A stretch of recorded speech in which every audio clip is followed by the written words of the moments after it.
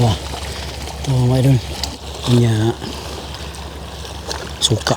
Ang teknik kani mga idol, ayo jud iyabo ang suka direct sa lato. Kay malata siya.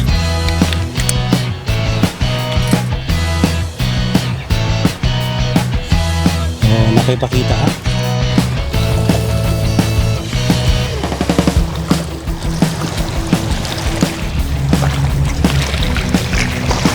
Hello mga idol, what's up?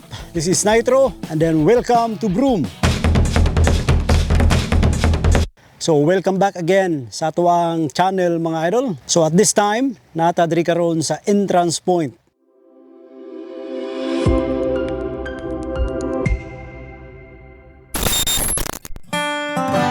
So kung mapansin niyo mga idol, ang entrance point is nindot kay siya nga lugar. Guwapo kayo og mga landscape, mga rock formation nga nabuo diri for many years ago. And in fact, naay mga sightings diri sa mga footprints sa dinosaur. And then, kung napansin niyo mga idol, sa ato ang likod, dati is isa lang na siya ka jetty. So because ang Broom is naga-improve siya every year. Because ang Broom is makonsider siya as tourist destination.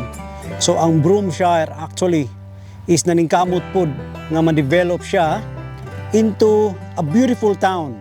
No? Even though ang Broome is layo siya sa city which is ang Perth. So approximately nasa 2,000 kilometers ang iyang distance. Pero even sa ingana nga distance, ang mga tao during sa tourist season is naga-aim gihapon sila nga moanhi diri sa Broome tungod kay gusto nila i-experience kung unsa kanindot ang country nga area, kung unsa kanindot ang Broome in terms of natural nga beauty, no? Dili lang kay diri sa entrance point nimo ma-appreciate kung unsa kanindot ang Broome, or even moadto ka og Cable Beach, even moadto ka og kanang Town Beach, or gusto kag mag-explore og kanang mga medyo layo nga area. So nindot gihapon siya. So now mga idol, ang ato ang main nga topic for today's video is i-experience o ipakita sa inyo kung unsa nga ako ang pastime po diri, no, together sa mga uban nga Pilipino pod nga naa diri panahon sa dako ug kanang hunasan, no?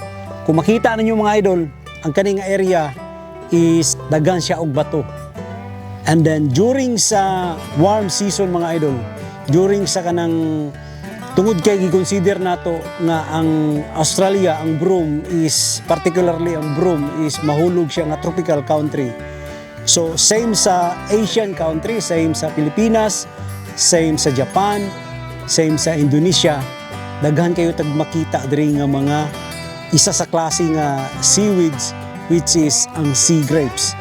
So gusto ta mo nga i-uban, no? Makiuban mo sa kuha ang mangita taog ka ng sea grapes dito sa mga bato, labi na karon nga na-expose ang ato ang mga rocks. Every other week ma-expose ang mga bato which is dito nato makita ang pag-develop sa mga sea grapes. So tara mga idol, adto ta dito og atong tanawon kung naabay sea grapes karon nga makita nato sa mga bato. Let's go. All right. What a beautiful day.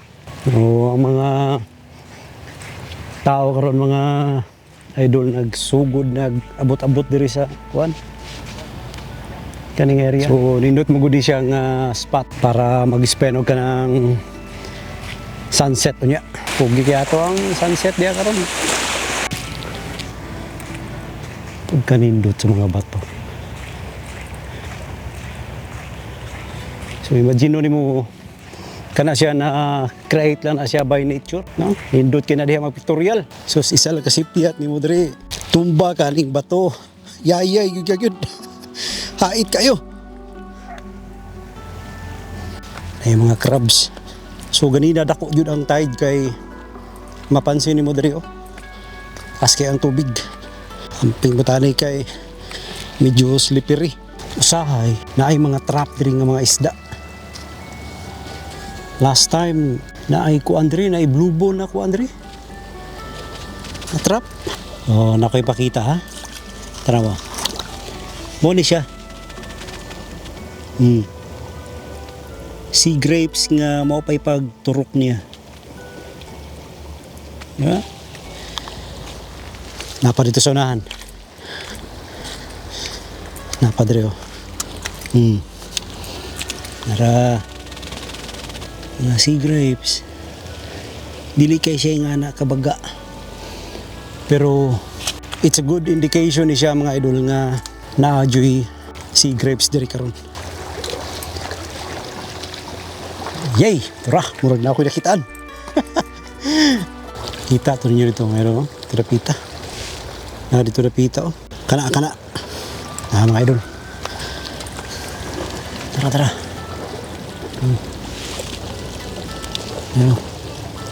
Taan mo ni. Fresh from the farm. Sabi ninyo mga idol, kaning sea grapes is good kani siya nga source of vitamin C and potassium as well. And then nabasahan na ni dati nga good food ni siya nga ma-circulate ug maayo ang imuhang sugar sa imuhang bloodstream. Kasagaran sa mga good source po siya og kanang protein. Tanawa ng mga taong mga fisherman nga nasa mga baybay. Kung mapansin niyo mga idol, mostly sa ilaha mga baga kay buhok. Tungod na kay sa always nila pagkaon og kanang mga kanabitong seafoods. So mo na siya ang magiging benefit niya pag nakay mga ginakaon nga sa mga ingani. So let's go mga idol, mangita pa ta. Pre! Oo! Fishing ka pre ha? Try lang. Oo nga eh. Ako nagplano ko kanina na magdala ng pre, nag-vlog pala ako pre ha? So isa sa mga kababayan natin dito sa Broome. Nagplano ko kanina na magdala ng fishing rod.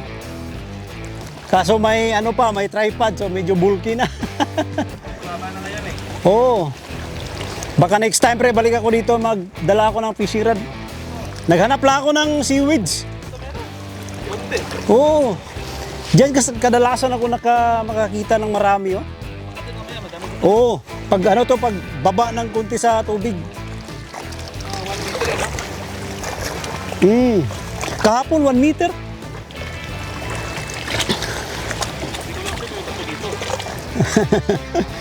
Nakakuha ka na dito pre? Before. Wala pa. Mamaya. Good luck pre, good luck. Maaga ka pala ano ngayon? Tapos ngayon? Oo. Ilang oras bang pasok mo diyan pre? 8 hours lang. Sa amin din medyo medyo wala nang tao masyado sa Tahimik na ang Broome. Kaya Isa? oo. Wala, yun sila, hindi yun palaging, hindi mahilig sa sa mga adventure. Punta muna ako doon sa kabila, pre, ha? Good luck sa fishing mo. So, yun si, nakalimutan ko ang pangalan ng batang yan. Under sa mga, mga Fronda na family dito sa Broome. Nagtagalog na tuloy ako. dito kasi diri ka di na ko kabalo mo Bisaya ni.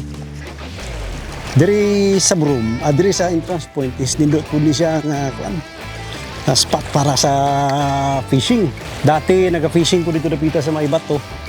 Pero tungod kay na lagi construct nga kanang jetty, nga bawal na yata mag-fishing di. Pero in different time, different day, mag-separate ako kanang himo og video nga para lang yun sa kanang fishing. And then nanapog ko ipakita ngayon. Pero siya diya. Narinig siya Manurok ra ni siya sa mga kilid-kilid sa bato. Ayan, mata.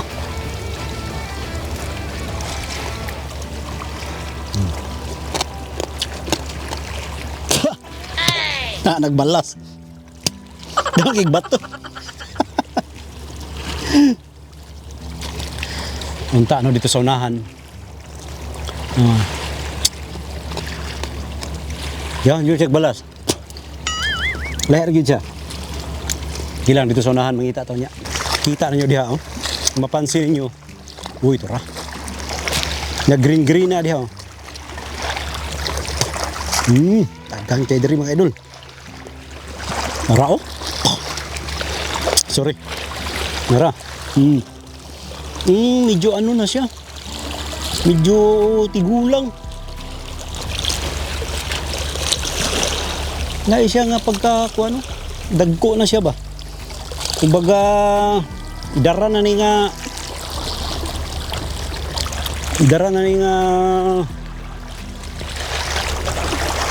tawagan seaweed, sea grapes o lato. Naagihapon. Wapo ni siya og natay suka og kanang kuan. Lamas. Pre, dalawa kunin mo ha, dalawa lang. Oh, malaki pre. Meron din dito, pero saan matagalog na matagkalitan eh. Napo diri, pero dili pa nga na yung kadaghan. Pero at least na. Kalubog na ang adlaw. Kabalo mo say perfect nga partner aning lato. Suka. Ay mo kumpiyansa ba? Sabi ni mo wala ko suka. Ana ko suka dala. Chup kere. Ha? Napadjugkoy. Napadjugkoy.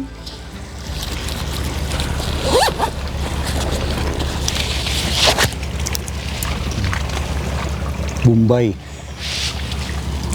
Lami kay ni. So atong tirahon na niron. Lastag.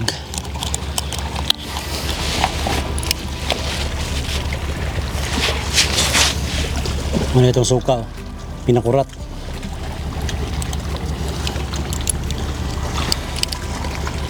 Slice tag Bombay. Gamay lang. At choke meron. Mo ni ang isang lamig kay buhaton dito sa Pilipinas ba? Makauli. Gabi na wag na kay kanang property nga daplin og dagat. Pagkalami agad. Mga tagkuan dre.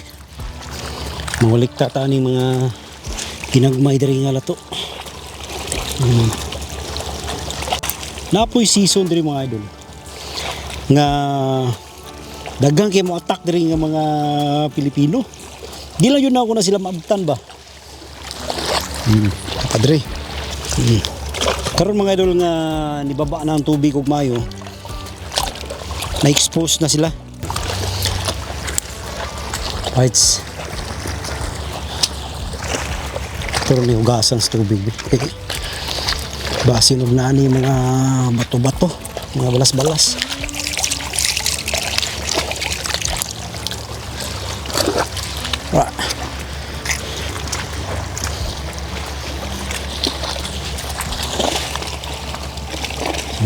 Awa.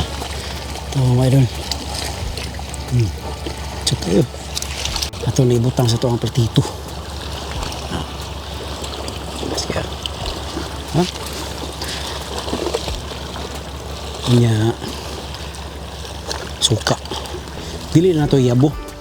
Ang teknik kani mga idol. Ang teknik kani. Ayo jud iyabo ang kuan, ang suka direct sa lato. Kay malata siya. Kay acid biya ning kuan. Acid biya ning suka. So, gusto ito mga idol.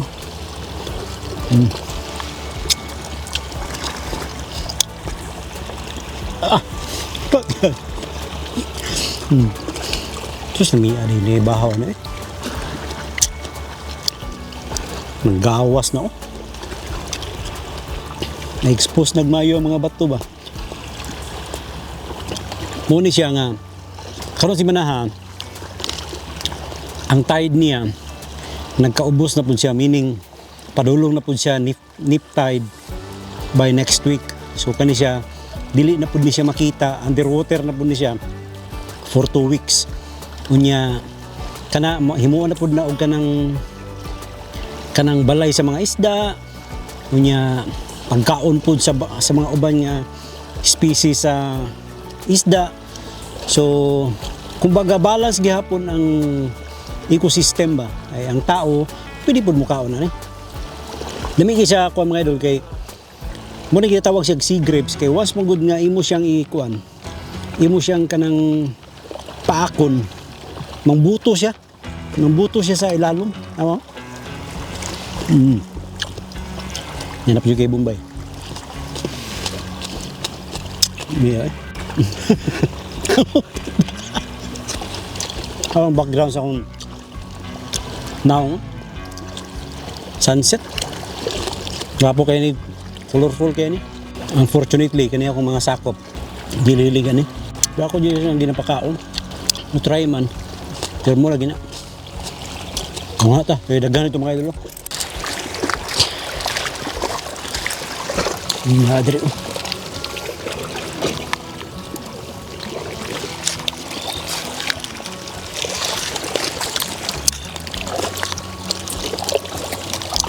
Na yung mga uban diri nga dagko. Pero masyang naguwang na siya ba?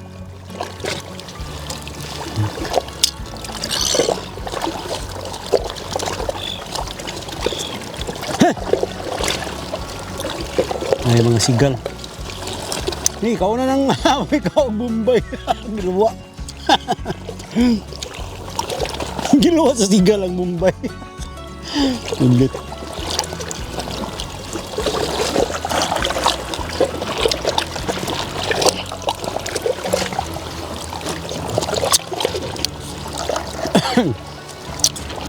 Pasensya na kayo mo sa color sa ako ang dagway ha kay nag-atubang ko sa sunset. Pugi kaya to ang sunset diya karon. Anyway, shout out day no. Na ako'y special nga og shout out kanay ako ang iyaan nga ginganlan og Ophelia Magsalay. Ophelia Sumatra Magsalay. Ate Pikot. Oh, salamat kayo sa imong pagkabutan nga iyaan. Salamat kayo sa pag-alalay sa diya sa balay kay kabalo jud ko nga dili po dingana ka sayon ang responsibilidad nga imong gihimo Ate Pikot. So thankful kay ko sa imuha. Mao na nga puhon-puhon Ate Pikot makauli ko diha. Magkita agi hapon ta. Even sa kuang kuan uban nga mga iyaan, no? Shout out sa inyong tanan. Ayan, wag. Gang! Hoy, amang ka! Hey! Tawa si tatay, nag-vlog si tatay! Nag-vlog ka diha tay. Shout out day sa ako ang Inday! Shout out sa ako ang Inday! Deng deng deng. Deng. Uy! Ah! Ah. Ga, manawag rin kong balik ni mo. Ati bayaw. Ibay kayo. Ibay kayo eh. Nga, di na natin magutag Christmas light, kana na lang. Pwede na po. Tawag rin kong balik. Anyway mga idol, padayon ta. So, next na ko nga vlog siguro possible. No, di lang ako i-mention karon pero ako ibuhaton nga meaningful kay ko sa ako ang vlog by next time. So balik ta sa akong mga iyaan, Kati Gina, No, sa kong pinaka